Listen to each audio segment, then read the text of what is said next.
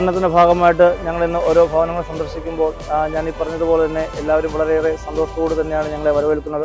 തീർച്ചയായിട്ടും എന്നോടൊപ്പം മത്സരിക്കുന്ന പ്രിയപ്പെട്ട 3 സഹമെമ്പർമാരും അതുപോലെ എനിക്കുൾപ്പെടെ എല്ലാവർക്കും കൈപ്പത്തി ചിഹ്നത്തിൽ തന്നെയാണ് ഞങ്ങൾ എല്ലാവരും മത്സരിക്കുന്നത്. അതുകൊണ്ട് ഞങ്ങൾ 4 പേരെയും കൈപ്പത്തി ചിഹ്നത്തിൽ മത്സരിപ്പിക്കണമെന്നും അതുപോലെ നമ്മുടെ ജില്ലാ പഞ്ചായത്തിലേക്ക് മത്സരിക്കുന്ന പ്രിയപ്പെട്ട ഗ്രേസി കരിമന്നൂരിനെയും അദ്ദേഹത്തെയും കൈപ്പത്തി ചിഹ്നത്തിൽ വോട്ട് ചെയ്ത് വിജയിപ്പിക്കണമെന്ന് അഭ്യർത്ഥിച്ചുകൊള്ളുന്നു.